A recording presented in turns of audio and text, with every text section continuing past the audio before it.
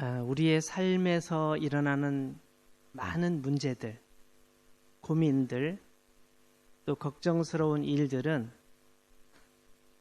우리가 예수님을 잘 알지 못할 때, 또 알고 있지만 예수님에게 순종하지 않을 때 일어나는 일들이 많이 있습니다. 예수님을 잘 알고 그분 말씀을 온전히 순종하면서 산다면 우리의 삶은 지금보다 많이 달라질 것입니다. 여러분, 요한복음을 유심히 읽은 분들은 아시겠지만 요한복음에는 예수님께서 나는 이거다, 나는 이거다 이렇게 말씀하신 게 참 많아요. 헬라어로 에고 에이미 이렇게 말하는데 나는 뭐뭐뭐다 라고 말씀하시는 그거를 에고 에이미라고 그렇게 보통 통칭해서 말을 합니다. 요한복음에 보면 다른 복음과 달리 특별히 여기에 그게 많이 나와 있는데 7가지로 찾아볼 수 있습니다. 요한복음 6장 35절을 볼까요? 요한복음 6장 35절 뭐라고 나와 있을까요? 예수께서 이르시되 나는 생명의 떡이니, 예수님께서는 당신을 생명의 떡이라고 말씀하십니다. 그러면서 내게 오는 자는 결코 줄이지 아니할 터이요 나를 믿는 자는 영원히 목마르지 아니할 것이다. 두 번째, 8장 12절을 한번 찾아볼까요? 8장 12절, 요한복음 8장 12절을 보면 뭐라고 나와 있죠? 나는 세상의 빛이다. 그래서 나를 따르는 자는 어둠에 다니지 아니하고 생명의 빛을 얻으리라. 또 찾아볼까요? 10장 7절 말씀, 같은 요한복음이죠. 10장 7절 말씀. 내가 진실로 진실로 너희에게 말하노니 나는 양의 문이라. 10장 11절. 나는 선한 목자라. 11장 25절. 너무 빨리 찾나요? 11장 25절. 나는 부활이요 생명이니 나를 믿는 자는 죽어도 살겠고 점점점. 그 다음에 14장 6절. 나는 길이요 진리요 생명이다 라고 말씀하셨죠. 여기까지는 우리가 계속 살펴봤던 말씀이고, 이제 15장 1절 가보시면 나는 포도나무요 너희는 가지다 이렇게 말씀해 주십니다. 그래서 그가 내 안에 내가 그 안에 거하면 사람이 열매를 많이 맺게 될 것이라고 말씀하시면서 우리와 예수님과의 관계가 얼마나 가까운 관계인지를 설명해 주십니다. 예수님 계속해서 내가 어떤 사람인지 잘 기억해야 돼. 중요한 거야. 아주 중요한 거야. 라고 이렇게 아주 이해하기 쉬운 표현으로 계속 우리에게 말씀해 주셨습니다. 우리는 예수님에 대하여, 하나님에 대하여 오해를 많이 하고 있습니다. 그러나 예수님은 우리에게 너무나 좋은 분이시고 너무나 가까운 분이시고 너무나 우리를 사랑하는 분이십니다. 우리가 필요로 하는 것이 뭔지를 잘 알고 계신 분이 예수님이십니다. 우리가 돈이 많이 필요하니까 돈 주세요. 나 이번에 취직해야 되니까 취직 자리 알아봐 주세요. 그런 거 채워주신 거 그게 다가 아니에요. 그것에 목숨 거는 분들도 가끔 있는데 그게 다가 아닙니다. 우리가 단순히 돈이나 명예나 어떤 건강이나 그런 것 때문에 주님을 막 매달리는 경우 있지만 물론 그게 틀린 게 아니에요. 필요합니다. 우리에게 필요한 것이 있습니다. 주세요라고 기도하는 것이 틀린 건 아니에요. 필요하면 구해야 되죠. 그러나 더 궁극적인 것은 이 땅에서 우리가 누리고 사는 그런 여러 가지 것들이 아니라 궁극적으로 우리가 하나님의 자녀로 거듭나는 것을 주께서는 원하시는 것이죠. 오늘 말씀 10절 말씀을 오늘 말씀 바로 앞에 있는 10절 말씀을 보시면 요한복음 14장 10절 말씀을 보시면 예수님께서 빌립을 꾸중하십니다.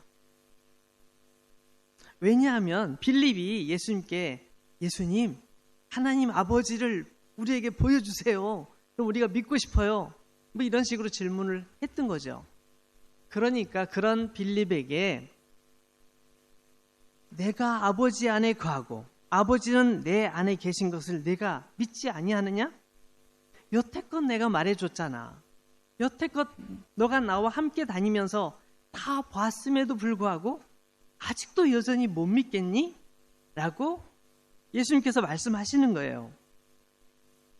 예수님께서 하나님 아버지 안에 계시고 또 하나님 아버지께서는 아들 예수님 안에 계시다는 것은 성자 예수님과 성부 하나님이 같다는 거예요. 예수님께서 하나님 안에 계시고 하나님께서 예수님 안에 계시다는 표현은 두 분이 같다는 것을 의미하고 있어요. 그렇게 얘기를 해도 안 믿어지는 건 어쩔 수 없잖아요. 그렇게 얘기해도 안 믿는 사람들이 있잖아요.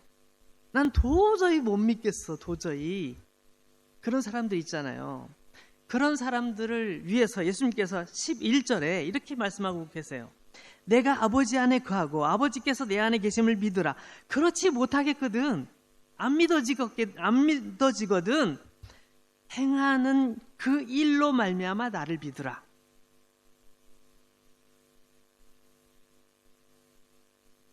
예수님께서 하신 많은 일들이 있잖아요. 그 많은 일들을 보고 그 일들을 생각하고 나를 믿으면 돼 라고 말씀하시는 거죠. 근데 신기하게도 예수님께서 나는 누구다 라고 말씀하시는 에고 에임이 이게 7가지가 딱 있었는데 예수님께서 보여주신 놀라운 여러 가지 표적들도 7가지를 요한복음에 적고 있습니다. 어쩌면 사도 요한이 의도적으로 그렇게 한 것 같아요. 의도적으로.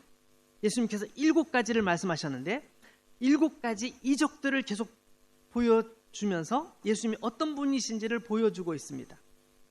한번 생각해 보십시오. 요한복음 2장에 뭐가 나오죠? 가나 혼인잔치. 예수님께서 물을 포도주로 바꾸신 사건이 요한복음 2장에 나옵니다. 그런가 하면 4장에 보면 왕의 신하가 찾아왔어요. 예수님, 우리 아들이 죽게 생겼습니다. 빨리 와서 도와주십시오. 예수님께서 그 왕의 신하를 고쳐주시죠. 그런가 하면 9장에 가보면 베데스다 연못에서 38년 동안 병으로 고생하던, 중풍병으로 고생하던 어떤 환자가 있었는데 그 환자를 예수님께서 고쳐주십니다.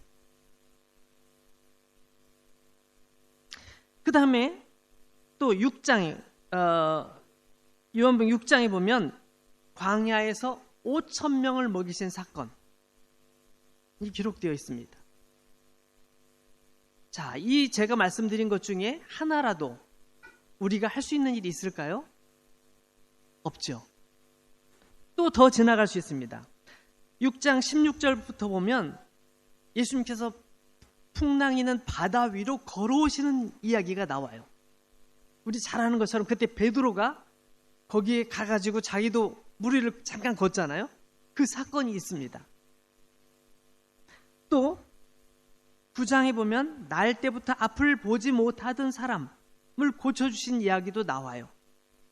그 다음에 11장에 가면 거의 하이라이트죠. 11장에 보면 뭐가 나옵니까? 죽은 나사로. 죽었는데 4일이 지났어요. 그 근처에 가기도 힘들 만큼 냄새가 나는 그런 죽은 나사로의 무덤에 가셔서 예수님께서 나사로야 나오너라 라고 외치는 순간 죽었던 나사로가 벌떡 일어나서 무덤을 나왔어요. 이렇게 7가지가 요한복음에 소개되고 있습니다. 여러분, 이 일들을 현장에서 보았던 사람들은 다 깜짝 놀랐어요. 어떻게 저런 일을 할 수가 있지? 어떻게 사람이 저럴 수가 있지? 우리가 보기엔 예수님도 우리와 똑같은 사람인데 어떻게 이런 일들을 하실 수 있는 거야? 저분은 정말 사람인가? 아니면 정말 하나님의 보내신 사람인가? 다들 엄청나게 놀랐어요. 그들 중에 많은 사람이 예수님을 믿게 됐죠. 근데 여전히 예수님을 못 믿는 사람들도 여전히 있었어요. 끝까지 예수님을 죽이려고 한 사람들도 있었잖아요. 근데 많은 사람들이 예수님을 그 현장에서 그 상황을 목격하고 이건 부인할 수 없으니까, 이건 어떻게 부정할 수가 없으니까, 내가 태어나서 단 한 번도 본 적이 없는 일들을 예수님께서 내 눈앞에서 하시는 걸 보고 예수님을 믿을 수밖에 없었어요. 예수님께서 하시는 말씀이 그 말씀이죠. 내가 하는 말을 못 믿겠거든. 좋아. 내 말을 믿지 않아도 내가 했던 일들을 생각해보고 나를 믿으면 돼. 라고 말씀하고 계신 거죠. 예수님께서 이런 7가지 큰 이적들을, 요한복음에 지금 보여주는 이적들을 생각해 볼 때 예수님은 정말 우리와 평범한, 우리와 똑같은 분이 아니시라는 것을 알 수가 있어요. 예수님께서는 그런 표적들을 통해서 이렇게 말씀하시는 거죠. 얘들아, 나는 너희와 같지 않단다. 나는 너희를 위해 이 땅에 온, 너희를 용서하기 위해서, 너희 죄를 없애기 위해서 이 땅에 온 너희의 구세주야. 너희를 위하여 내 생명을 버릴 거야. 그래서 너희의 생명을 구할 거야.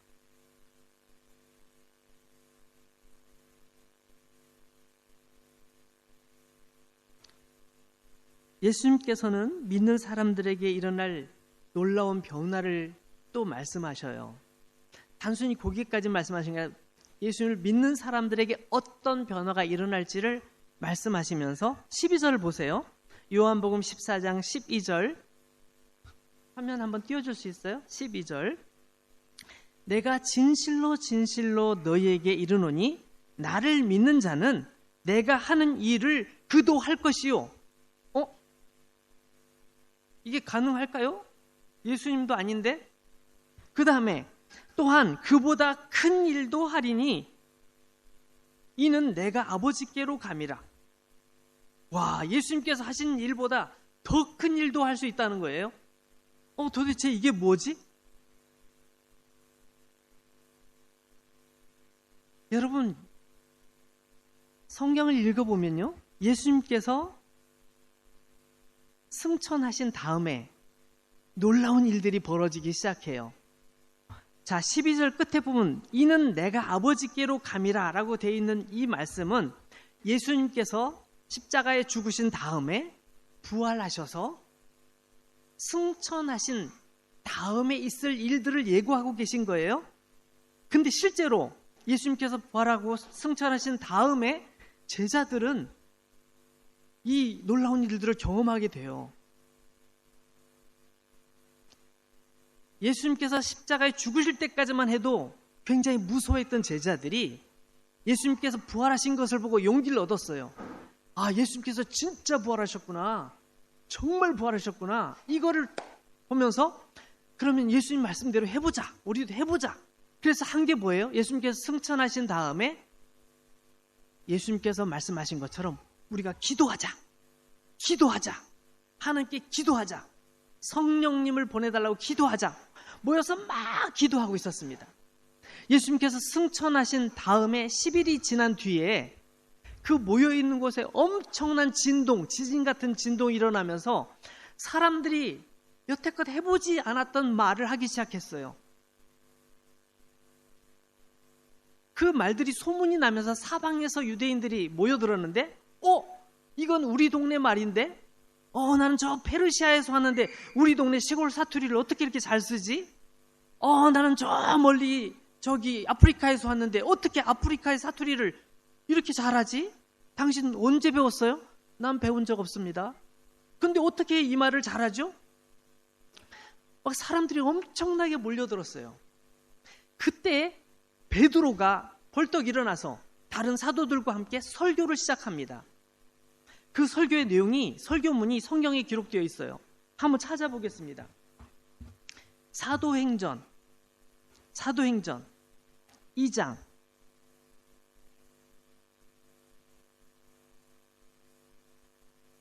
사도행전 2장. 제가 다 읽을 수는 없으니까 여러분들이 집에 가시면 사도행전 2장을 1절부터 또박또박 한번 읽어보시기 바랍니다. 제가 읽을 거는 22절. 베드로가 이렇게 설교합니다. 이스라엘 사람들아, 이 말을 들으라. 너희도 아는 바와 같이 하나님께서 나사렛 예수로 큰 권능과 기사와 표적을 너희 가운데 베푸사 너희 앞에서 그를 증언하셨느니라. 여러분 알죠? 예수님께서 어떤 일을 하셨는지 여러분 다 알고 계시죠? 예수님께서 놀라운 표적들을 보여주셨습니다. 여러분 중에 그것을 직접 본 사람도 많죠? 예수님께서 사막 광야에서 5,000명에게 떡과 물고기를 주실 때 그거 먹어본 사람 여러분 중에 있죠? 제 말 잘 들으세요. 그 예수님께서 큰 권능과 능력을 보여주셨는데, 근데 여러분들이 어떻게 하는지 아십니까? 자, 이거 한번 보세요. 자,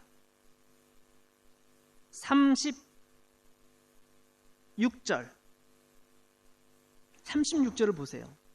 쭉 설명을 하다가 36절에 이렇게 말합니다. 그런즉 이스라엘 온 집은 확실히 알지니 너희가 십자가에 못 박은 이 예수를 하나님이 주와 그리스도가 되게 하셨느니라 하니라. 여러분이 예수님을 죽였죠? 여러분이 예수님을 십자가에 못 박으라고 외쳤죠? 예수님께 십자가에 죽으셨습니다. 여러분 다 알고 계시죠? 다 알고 계시죠? 그 예수님께서 다시 살아나셨습니다. 우리가 봤습니다. 우리가 증인입니다. 그 얘기를 하는 거예요. 여러분들이 죽인 그분이 바로 예수 그리스도, 우리가 그렇게 우리 민족이 기다렸던 메시아 그분이셨습니다. 여러분 인정하셔야 됩니다라고 막 외친 거예요. 근데 거기 있던 사람들이 그 얘기를 듣고 뭐야 이 사람들이 왜 그딴 말을 하는 거야? 이렇게 말을 하지 않고 다들 뭐라고 해요? 37절 보십시오. 그들이 이 말을 듣고 마음에 찔려 베드로와 다른 사도들에게 물어 이르되 형제들아 우리가 어찌할꼬? 우리가 어떻게 하면 좋겠습니까? 우리가 알고 보니 당신의 이야기를 듣고 보니 정말로 맞습니다. 예수님께서 이 땅에 계실 때 놀라운 일들을 하신 거 우리가 다 봤어요. 근데 우리가 예수님을 십자가에 못 박아야 된다고 외쳤습니다. 그리고 예수님은 십자가에 죽으셨죠. 우리는 거기서 끝난 줄 알았는데 예수님께서 다시 부활하셨죠. 우리가 그것까지 알고 있는데 우리가 어떻게 해야 될지 모르겠습니다. 여기서 중요한 이야기가 나와요. 38절에 보면 베드로가 이렇게 말하죠. 베드로가 이르되 너희가 회개하여 각각 예수 그리스도의 이름으로 라고 되어 있죠. 예수 그리스도의 이름으로 세례를 받고 죄 사함을 받으라. 그리하면 성령의 선물을 받으리니. 자, 여기 중요한 것은 예수 그리스도의 이름으로 세례를 받으라는 거예요. 그럼 너에게 문제가 해결된다는 거죠. 예수 그리스도의 이름으로 용서함을 받는다는 거예요. 예수님께서 왜 이 땅에 오셨습니까? 왜 놀라운 일들을 많이 보여주셨죠? 바로 그것입니다. 우리가 하나님 앞에서 죄인인 것을 알고 있잖아요? 우리 스스로 해결할 수가 없습니다. 그 문제를 해결하시기 위해서 예수님께서 오신 거예요. 그래서 여러분 마태, 마가, 누가, 요한복음을 계속 읽어보시면 계속 나오는 것이 너희의 죄와 허물을 위해서 내가 왔다. 예수님께서 그것을 계속 말씀하고 계신 거거든요. 근데 근데 사람들은 예수님께서 오늘은 또 무슨 놀라운 기적을 보여주실까? 그것에 관심 있는 사람들이 더 많았어요. 더 많았어요. 예수님께서는 봐라, 천국이 가까이 왔다. 천국 복음을 들어라. 내가 소개해주는 천국을 믿어라. 예수님께서 계속 말씀하셨거든요. 근데 그건 다 생각도 안 나고 예수님께서 물 위를 걸으셨대. 예수님께서 5천 명에게 먹을 것을 주셨대. 이것만 머릿속에 남아있는 사람들이 많은 거죠. 예수님께서 오신 분명한 목적, 그것을 유대인들에게 얘기하면서 여러분들이 죄를 지은 거 분명히 아시죠? 어떻게 해결함을 받느냐? 예수님의 이름으로 세례를 받으세요. 예수님의 이름으로 세례를 받는다는 뜻은 예수님께서 내 모든 죄를 지고 죽으신 것처럼 나도 예수님과 함께 물속에 들어가는 표식이 죽음이죠. 세례를 받음으로 나도 물속에 들어가 예수님과 함께 죽음을 의미하는 겁니다. 다시 물에서 나오면서 나는 예수님과 함께 다시 삽니다 라는 고백이죠. 그래서 예수 그리스도의 이름으로 세례를 받으라고. 그러면 죄 사함을 받게 될 것이라고 선포하는 거예요. 이 말씀을 듣고 거기에는 회중들이 다들 알겠습니다. 저도 세례를 받겠습니다. 저도 세례를 받겠습니다. 저도 용서받는 세례를 받겠습니다. 저도 예수님을 믿겠습니다. 그래가지고 사람들이 세례를 받았는데 41절 말씀을 보면 뭐라고 나와 있냐면 그 말을 받은 사람들은 세례를 받음에 이날의 신도의 수가 얼마라고요? 3,000명? 3,000명? 여러분 여기서 3,000명이라는 숫자는 진짜 오늘날 우리가 세는 3,000명이 아니에요. 착각하면 안 됩니다. 이 당시에 숫자를 셀 때 성인, 남자, 어른만 숫자를 넣었어요. 여자는 세지 않았습니다. 어린 아이들도 숫자를 세지 않았어요. 청소년들도 숫자 안 넣습니다. 성인이 돼야 돼요. 그러면 얼마가 되겠습니까? 어쨌든 여기 나와 있는 수치만으로도 3,000명이라는 숫자가 회개하고 예수님을 믿게 됐어요. 그들은 처음에 봤던 놀라운 사람, 예수님 믿는 사람들이 기도하다가 한 놀라운 말, 그 방언 때문에 예수님을 믿은 게 아니었어요. 예수님이 어떤 분이신지를 알고 예수님을 믿게 된 것이죠. 근데 여러분 이게 끝이 아니었어요. 사도행전 그 다음으로 가보면은 3장에 놀라운 얘기가 펼쳐집니다. 베드로와 요한이 성전을 올라가고 있었어요. 기도하려고 성전에 올라가고 있었는데 그때 그 성전 입구에 어떤 한 장애인이 앉아 있었어요. 그는 태어날 때부터 장애인이었어요. 걸어본 적이 없어요. 항상 걸을 수가 없었기 때문에 사람들이 그를 데려다가 성전 앞에 이렇게 데려다 놔주면 거기서 한 푼 주세요. 한 푼 주세요. 저를 불쌍하게 여겨주세요. 라고 사람들에게 사정을 해서 돈을 벌어서 그걸로 먹고 사는 사람이었단 말이에요. 그 사람 그날도 사람들이 데려다 놨기 때문에 거기 앉아서 한 푼 주세요 라고 말하고 있었습니다. 베드로와 요한이 지나가니까 베드로와 요한 한 푼만 주세요 라고 얘기했어요. 근데 베드로와 요한은 평상시 같으면 한 푼 주고 지나갔을 것 같아요. 근데 그날은 그렇게 말하지 않았어요. 그 사람을 딱 쳐다봤어요. 날 쳐다봤어. 그냥 눈을 피하면 보통 다 지나가 버리잖아요. 그죠? 근데 딱 쳐다봤어. 나에게 얼마를 주려나 봐. 얼마를 줄까. 그러고 있는데 내가 가지고 있는 돈은 없어. 내게 은과 금은 없지만 내게 있는 것. 성경을 그대로 한번 읽어볼까요? 6절 말씀 보시죠. 3장, 사도행전 3장 6절 말씀 보시면 은과 금은 내게 없거니와 내게 있는 이것을 내게 주노니, 잘 들어보세요. 내게 있는 이것을 내게 주노니 곧 주노니 나사렛 예수 그리스도의 이름으로 일어나 걸으라. 내가 돈은 없어. 그러나 내게 가지고 있는 게 있지. 그게 뭐? 예수 그리스도의 이름. 예수 그리스도의 이름은 내가 가지고 있어. 내가 그것을 너에게 줄게. 자, 예수님의 이름으로 말하는데 일어나 걸어 라고 말하면서 그 사람 손을 잡고 벌떡 일으킨 거예요. 그랬더니 어떻게 됐어요? 그 사람이 벌떡 일어난 거예요. 나도 모르게 다리에 힘이 생긴 거야. 걸어도 보고 뛰어도 보고 내 생전에 이런 일은 처음이야. 내 이런 날이 올 줄 난 상상도 못했었어. 막 정신이 없죠. 정신이 있겠어요? 여러분 같으면? 정신이 없었죠. 펄쩍펄쩍 뛰면서 막 사방 소리를 지르면서 성전 안에 들어가고 막 할렐루야 막 하나님을 찬양하니까 사람들이 왜 이렇게 시끄러워 떠들어하다 보니 그 사람인 거예요. 저 사람이 저기 앞에 앉아있던 사람 아니야? 다 알게 됐어요. 여기 중요한 포인트 뭐예요? 예수 그리스도의 이름이에요. 베드로와 요한은 오직 예수 그리스도의 이름만으로 그 놀라운 일들을 하게 된 거예요. 그가 한 건가요? 아니죠. 베드로가 한 게 아니었어요. 예수님의 이름이 그 일을 한 거죠.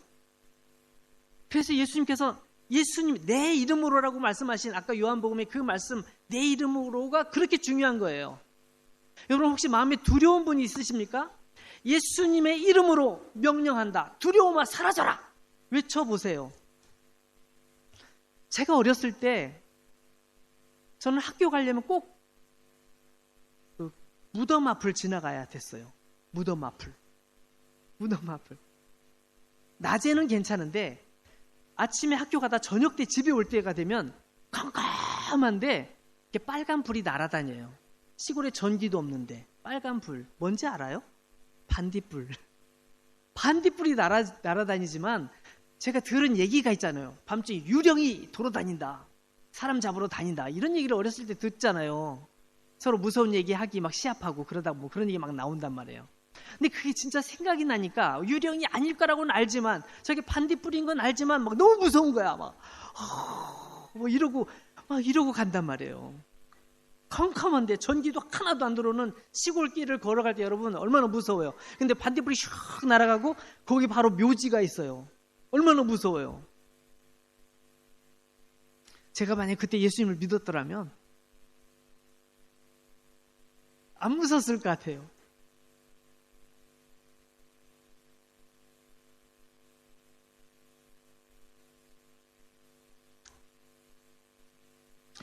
여러분 이거는 이 베드로와 요한 이야기는 시작에 불과했습니다. 그런 이야기들이 사도행전에 막 가득가득 들어있습니다. 여러분 놀라운 것은 어떤 그런 표적들, 어떤 놀라운 기적 같은 일들이 일어나는 것이 중요하죠. 그러나 그보다 더 중요한 것은 뭐냐면 예수님의 이름이 얼마나 능력 있냐 하는 것입니다. 예수님의 이름이 선포되는 곳에 놀라운 변화들이 일어나게 된 거예요. 어느 정도 능력이 나타났냐면 사도행전 19장에 보면 이거 하나만 더 찾아볼게요. 사도행전 19장 11절 12절 말씀 보면 이런 일이 있었어요. 하나님이 바울의 손으로 놀라운 능력을 행하게 하시니 심지어 사람들이 바울의 몸에서 손수건이나 앞치마를 가져다가 병든 사람에게 얹으면 그 병이 떠나고 악귀도 나가더라. 가서 기도해 준 것도 아니에요. 사도 바울이 사용하던 손수건을 가지고 가서 아픈 환자에게 이렇게 얹어 놓으면 환자가 병이 다 나아버리는 거예요. 귀신 들린 사람이 있잖아요. 그 사람 정신병 걸린 사람에게 딱 놔두면 그 사람이 낫는 거예요. 왜 그런지는 몰라. 이유는 알 수 없지만 하나님께서 그렇게 하셨던 거죠. 예수님을 믿고 예수님의 능력으로 충만한 성령 충만한 사람들이 그런 경험들을 계속 해왔다면 오늘날 우리는 어떤 경험을 할 수 있을까요? 우리도 같은 경험을 할 수 있을까요? 우리는 안 될까요?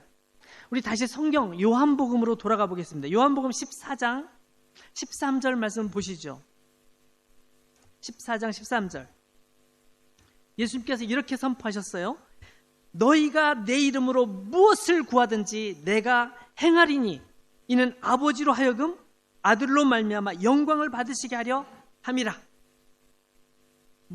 무엇을 구하든지 내가 행하겠대요. 14절. 내 이름으로 무엇이든지 내게 구하면 내가 행하리라.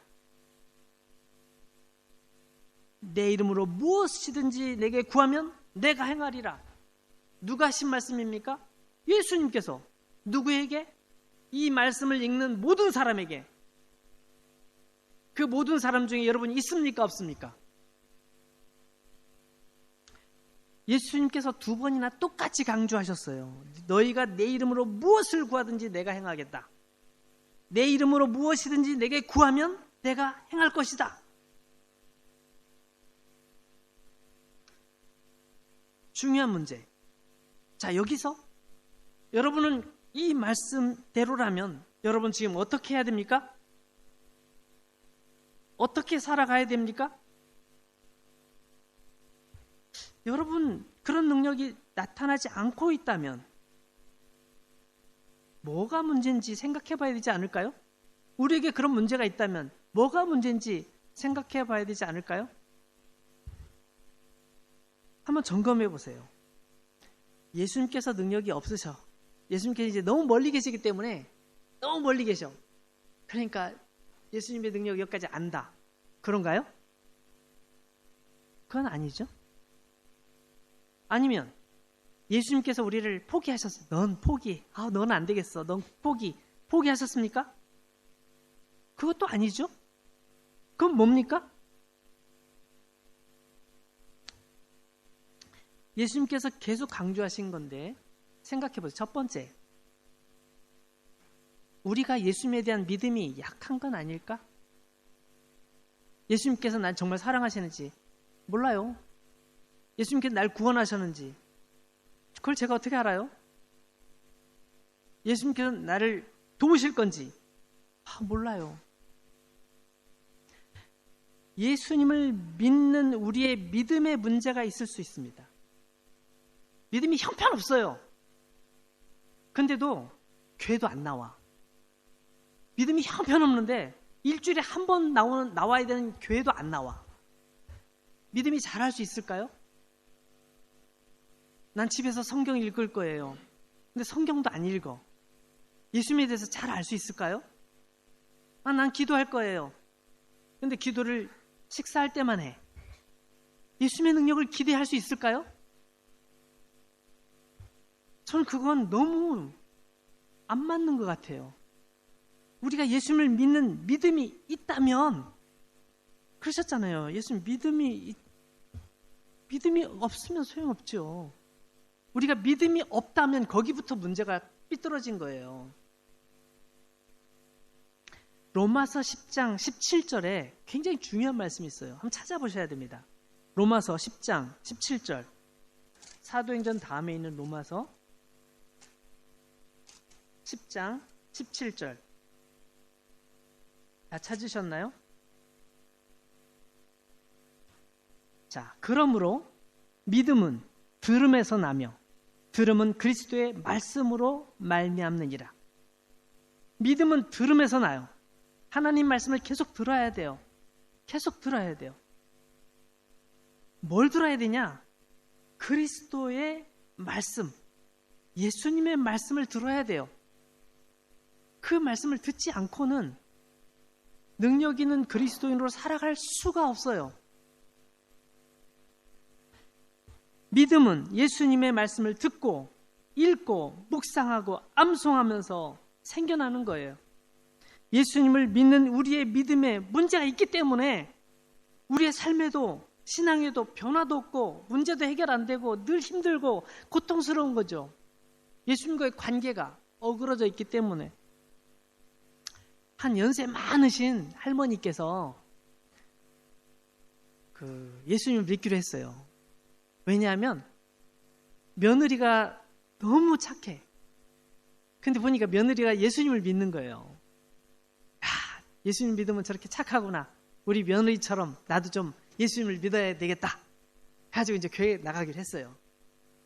근데 이제 며느리가 생각할 때, 우리 어머니가 교회 나가시고 예수님 믿으시니까 좀 있으면 세례를 받으셔야 되는데 세례 준비를 시켜드려야 되겠다. 그래서 그 시어머니에게 말씀을 드렸어요. 목사님께서 이제 세례 문답을 하실 텐데 예수님께서 왜 죽으셨냐고, 예수님께서 왜 죽으셨냐고, 왜 십자가에서 왜 죽으셨냐고 물어보실 거예요. 그러면은 목사님한테 꼭 이렇게 얘기하셔야 돼요. 내 죄 때문에 죽으셨어요. 내 죄 때문에 죽으셨어요. 이렇게 말씀하셔야 됩니다. 라고 시어머니에게 말씀해 드렸어요. 목사님께서 그 할머니를 부르셨어요. 할머니, 이번에 세례 받으셔야 되는데 예수님은 왜 돌아가셨어요? 왜 십자가에 죽으셨나요? 그거요. 제가 잘 알죠. 우리 며느리 죄 때문에 죽으셨어요. 라고 얘기를 했다는 얘기예요. 이건 아주 오래된 유머라 안 웃을 줄 알았는데 웃는 분이 계셔서 고마워요. 제가 이 얘기를 드린 이유는 우리가 예수님에 대하여 너무 모르는 건 아닐까. 예수님에 대해서 안다고 생각하지만, 내가 예수님과 가까이 한다고 생각하지만 난 예수님에 대해서 너무 모르고 예수님의 뜻이 무엇인지도 모르고 살아가고 있지는 않는가. 두 번째는 구하지 않기 때문일 수도 있어요. 기도하지 않기 때문에. 예수님께서 구하라고 말씀하셨잖아요. 구해라! 내가 할 거야! 라고 말씀하셨지만 안 구해요. 예수님 아시죠? 필요 그냥 주셔도 되고요. 안 주셔서 할 수 없죠, 뭐. 이렇게 그런 태도로 기도를 하지도 않고 또 해도 그런 식으로 하면 그건 안 되죠. 예수님께서 그렇게 원하시는 게 아니에요. 그죠? 세 번째, 우리가 구하여도 얻지 못하는 것은 어쩌면 하나님의 영광을 위해서가 아니라 우리 자신의 유익을 위해서만 생각하기 때문에, 좀 심한 표현으로 내 욕심을 위해서 구하기 때문에 그럴 수도 있어요. 내 욕심, 이건 꼭 있어야 돼, 가져야 돼, 나 이 정도 그레이드는 돼야 돼, 내가 뭐 이건 이렇게 해야 돼, 그렇기 때문에 하나님 주셔야 돼요 라고 그렇게 기도할지도 몰라요.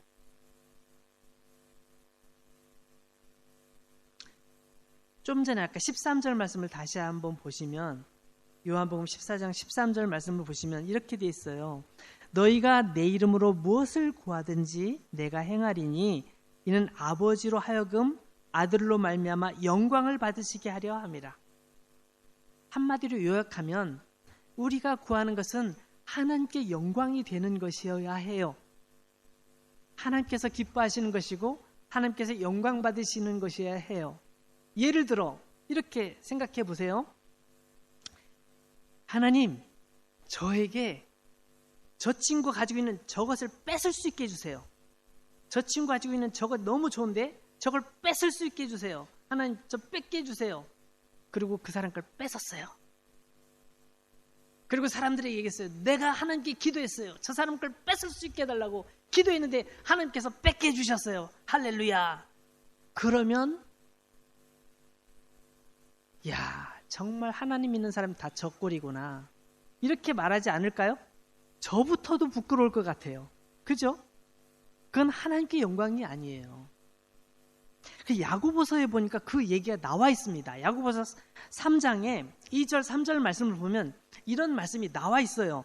너희는 욕심을 내어도 얻지 못하여, 살인하며 시기하여도 능히 취하지 못함으로 다투고 싸우는도다. 너희가 얻지 못함은 구하지 아니하기 때문이요, 구하여도 받지 못함은 정욕으로 쓰려고 잘못 구하기 때문이라. 첫 번째는 기도하지 않기 때문이고, 두 번째는 기도는 하는데 너의 욕심, 욕망을 채우기 위한, 너의 정욕을 채우기 위한 나쁜 목적으로 하기 때문에 하나님께서 들어주지 않으시는 거라는 거예요.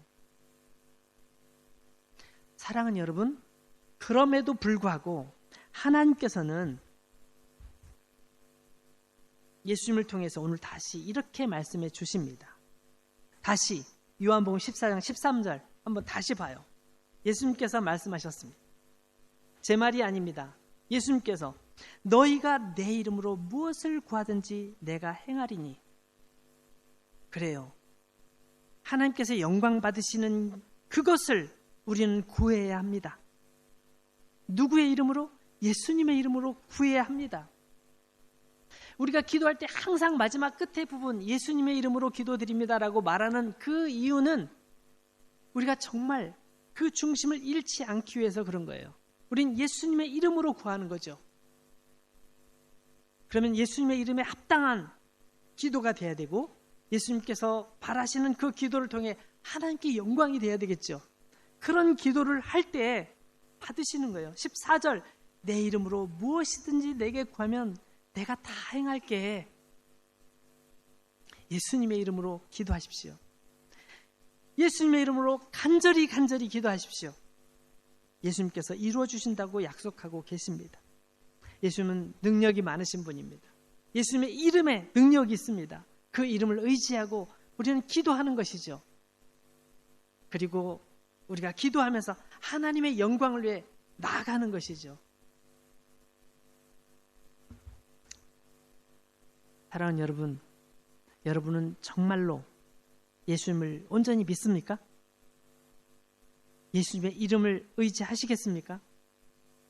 예수님의 이름이 여러분에게도 힘이 됨을 믿으십니까?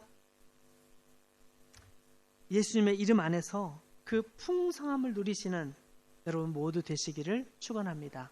같이 기도하겠습니다.